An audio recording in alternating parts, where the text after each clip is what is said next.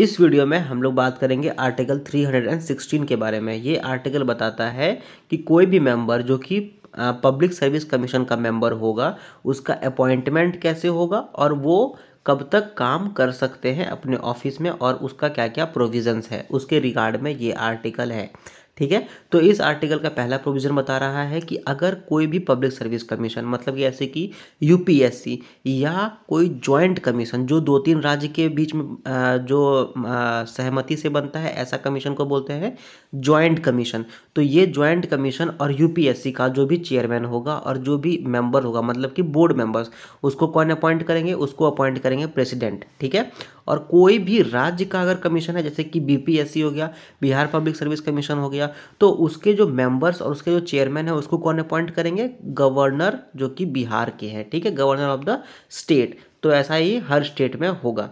ठीक है, अब जो भी मेंबर है वो किस हिसाब से उनको अपॉइंट किया जाएगा। ठीक है, तो पब्लिक सर्विस कमीशन में जो भी मेंबर होगा जैसे कि यूपीएससी और कोई भी स्टेट पब्लिक सर्विस कमीशन, तो इसका जितने भी मेंबर हैं जैसे कि मान लेते हैं 10 मेंबर है, तो 10 मेंबर में 5 मेंबर तो ऐसा होना चाहिए जो कम से कम भारत सरकार के अंतर्गत या फिर किसी भी राज्य के अंतर्गत 10 साल तक नौकरी किया हो। मतलब कि वो इंडियन गवर्नमेंट के अंतर्गत या फिर स्टेट गवर्नमेंट के अंतर्गत 10 साल तक वो काम कर रहा हो और एज ए कोई भी पद पे जैसे कि डीएम के पद पे या कोई एसपी के पद पे जो भी हो, वो 10 ईयर्स तक कम से कम वो काम करे हो तो ही उनको नौकरी मिल सकता है। और ये किस सिचुएशन में होगा? अगर बोर्ड मेंबर्स 10 है तो 5, अगर 5 व्यक्ति को तो कम से कम 10 साल का तो नौकरी किया ही होना चाहिए। अगर 8 बोर्ड मेंबर्स है तो 4, तो इस हिसाब से जितने भी बोर्ड मेंबर्स होंगे उसके हाफ मतलब कि 1/2%, मतलब कि 50%। ठीक है, अब मान लेते हैं कि यूपीएससी का जो चेयरमैन का पद है वो खाली हो गया। मान लेते हैं कि जो चेयरमैन साहब है उनका डेथ हो गया या फिर उनका हेल्थ बिगड़ गया या वो कहीं बाहर चले गए, तो किसी भी सिचुएशन में वो वैकेंट हो गया, वो खाली हो गया, तो क्या होगा? तो उस सिचुएशन में जो भी दूसरा कोई मेंबर है यूपीएससी का, तो ऐसा कोई मेंबर जिसको कि प्रेसिडेंट को लगे कि हाँ ये मेंबर चेयरमैन का पद संभाल सकते हैं, तो ऐसा व्यक्ति को यूपीएससी का चेयरमैन का पद संभालने का मौका मिल सकता है।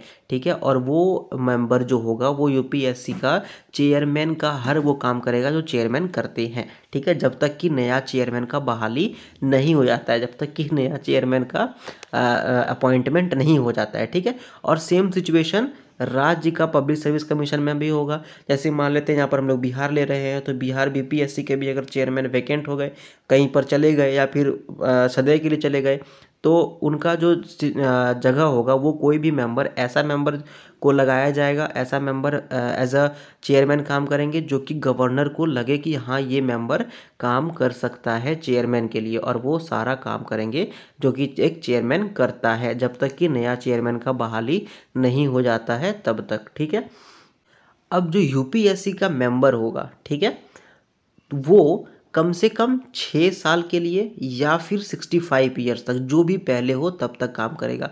मतलब मान लेते हैं कि कोई व्यक्ति है वो 60 ईयर्स का है, ठीक है, उसको अपॉइंट किया गया, तो पहले क्या आएगा? उनका पहले एज 65 होगा या फिर पहले वो 6 ईयर का अपना कंप्लीशन करेंगे, तो नॉर्मल सा बात है कि वो पहले 65 ईयर्स का हो जाएंगे। तो जैसे ही वो 65 ईयर्स का हो गए तो उनको अपना पद छोड़ना पड़ेगा। ठीक है, और अगर कोई व्यक्ति 55 ईयर्स का है, 55 ईयर्स में उसको एज अ यूपीएससी का मेंबर बना दिया गया, तो पहले तो 6 साल पूरा करेंगे वो, तब ना, अगर 6 साल पूरा करेंगे तो वो 65 का ही हुए, तो 6 साल पहले पूरा हुआ और 65 तो नहीं हुआ।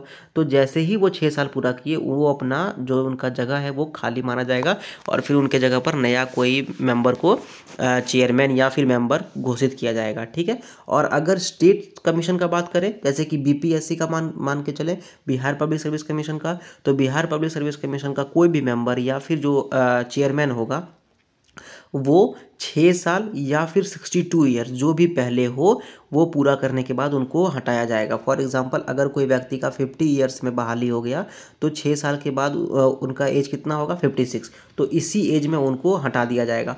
और अगर कोई व्यक्ति का एज 60 ईयर्स है तो 2 साल में ही उनका एज 62 हो जाएगा, तो 6 साल तो उनको पूरा करने का ज़रूरत ही नहीं है। 62 जैसे ही हुआ उनको उनका पद से हटा दिया जाएगा और नए व्यक्ति को लाया जाएगा। ठीक है, और भी क्या सिचुएशन बनता है? कोई भी मेंबर जो कि पब्लिक सर्विस कमीशन का हो उसको वो कैसे अपना जगह छोड़ सकते हैं?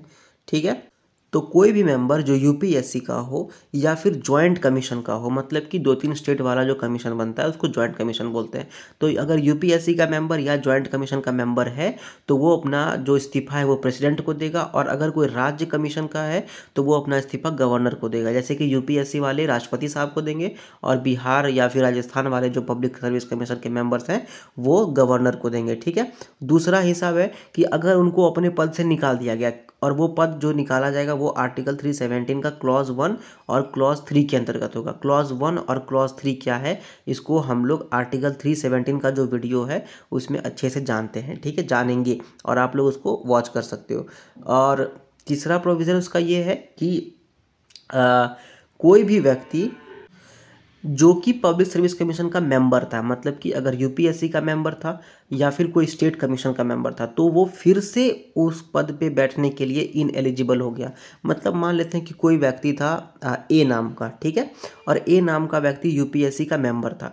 फिर से जैसे ही उनका कार्यकाल खत्म हुआ तो वो फिर से यूपीएससी का मेंबर नहीं बन सकते। अब वो डायरेक्ट या तो चेयरमैन बनेंगे या कुछ नहीं। ठीक है। इसी तरह कोई व्यक्ति ए था, वो कोई राज्य का जो पब्लिक सर्विस कमीशन था, फॉर एग्जांपल राजस्थान का पब्लिक सर्विस कमीशन था, उसमें एक मेंबर था और उनका जो टेन्योर था वो ख़त्म हो गया, उनका जो सर्विस का टाइम था वो ख़त्म हो गया, तो फिर से उसको राज्यसभा का पब्लिक सर्विस कमीशन का मेंबर नहीं बनाया जा सकता है। ठीक है। तो ये आर्टिकल था अपना 316, और ये बता रहा था कि कोई भी व्यक्ति जो यूपीएससी या फिर जॉइंट कमीशन या फिर स्टेट पब्लिक सर्विस कमीशन का मेंबर्स बनता है तो उसका अपॉइंटमेंट और उसका ऑफिस का क्या क्या टर्म एंड कंडीशंस वगैरह वगैरह है। ठीक है। सो इस आर्टिकल में बस इतना ही। एंड अगर ये वीडियो आपको अच्छा लगा तो उसको लाइक करो, शेयर करो, कुछ भी पूछना है बताना है तो कमेंट करो, एंड चैनल को सब्सक्राइब करो। Thank you very much.